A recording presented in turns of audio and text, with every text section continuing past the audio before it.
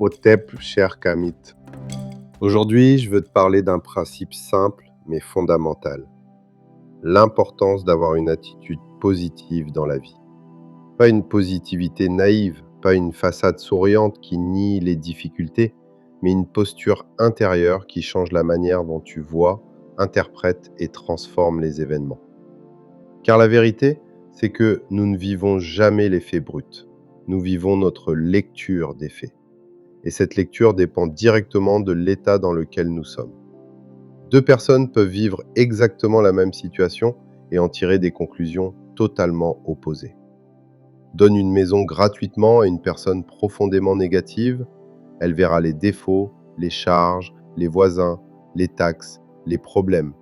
Elle se plaindra, doutera, repoussera, sabotera. Donne la même maison à une personne intérieurement positive, elle verra une base, une opportunité, un point de départ. Elle remerciera, ajustera, améliorera. Ce n'est pas l'événement qui fait la différence, c'est l'attitude. Notre manière de voir la vie agit comme un filtre. Ce filtre colore tout. Quand il est sombre, même la bénédiction paraît dangereuse. Quand il est clair, même l'échec devient une leçon. Et ce filtre, nous le portons partout, dans notre travail, nos relations, nos finances, notre santé, nos projets. Voilà pourquoi certaines personnes semblent toujours tomber sur des obstacles, alors que d'autres transforment les mêmes obstacles en tremplins. On attire ce que l'on est, pas ce que l'on dit vouloir, ce que l'on est, ce que l'on vibre. Une personne négative vibre la peur, la méfiance, la plainte. Elle attire des situations qui confirment cette vision. Une personne positive vibre l'ouverture, la confiance, la persévérance. Elle attire des opportunités, parfois discrètes, mais réelles. Et même quand tout foire, elle garde une chose précieuse, sa capacité à voir le meilleur angle possible pour avancer. Beaucoup de sabotages viennent de là. Nous ne sommes pas attaqués par la vie autant que nous nous attaquons nous-mêmes. Nous interprétons un retard comme un rejet, une critique comme une humiliation, un échec comme une preuve d'incompétence. Et à force d'interpréter ainsi, nous finissons par agir en accord avec cette lecture. Nous hésitons, nous reculons, nous abandonnons. La négativité devient une prophétie auto-réalisatrice. Nos grands-parents avaient compris quelque chose que nous avons oublié. Ils parlaient à leurs légumes, à leur bétail, à leurs outils, comme s'ils comprenaient. Pas par superstition, mais par intuition.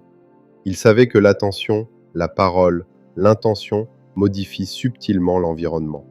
Ils savaient que ce que l'on nourrit grandit. La colère nourrit la colère. La peur nourrit la peur. La gratitude nourrit la croissance. Aujourd'hui, la science conventionnelle hésite à se prononcer sur ces dimensions. Mais des milliers de traditions anciennes, sur tous les continents, affirment la même chose. La pensée n'est pas neutre. Elle crée une vibration. Cette vibration se manifeste d'abord dans le cerveau et le cœur, puis influence nos comportements, nos décisions, nos relations. Et par ricochet, elle influence les résultats que nous obtenons. Même sans parler d'atomes ou de théories complexes, le mécanisme est observable. L'état intérieur guide l'action, et l'action produit les conséquences. Regarde l'argent. Donne 10 millions d'euros à une personne profondément négative. Elle pensera d'abord à se protéger, à prouver, à compenser. Elle dépensera vite, mal, par peur de manquer, par besoin de reconnaissance.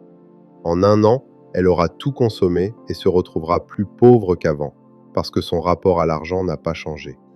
Donne la même somme à une personne sans grande éducation, mais intérieurement positive. Elle écoutera, observera, apprendra. Elle investira progressivement, s'entourera, construira. Elle ne verra pas l'argent comme une fin, mais comme un outil. Et avec le temps, elle bâtira quelque chose de durable. Ce n'est pas la somme qui fait la différence, c'est l'attitude. Avoir une attitude positive, ce n'est pas nier la douleur, c'est refuser de s'y installer. Ce n'est pas dire que tout va bien quand tout va mal, c'est dire « Que puis-je apprendre ici ? Quelle est la prochaine action juste ?» C'est rester responsable de sa réponse, même quand les circonstances ne sont pas idéales. C'est garder une boussole intérieure quand le vent souffle fort. La positivité véritable est une discipline. Elle se travaille, elle se choisit, elle se cultive. Elle commence par la manière dont tu te parles, par la manière dont tu parles des autres, par la manière dont tu parles de ce qui t'arrive. Remplace la plainte par la question. Remplace l'accusation par l'analyse. Remplace la peur par la préparation. Ce sont de petits changements, mais répétés, ils transforment une trajectoire entière. Quand tu changes ton attitude, tu changes aussi ce que tu remarques. Tu vois des solutions que tu ne voyais pas. Tu entends des opportunités qui passaient inaperçues.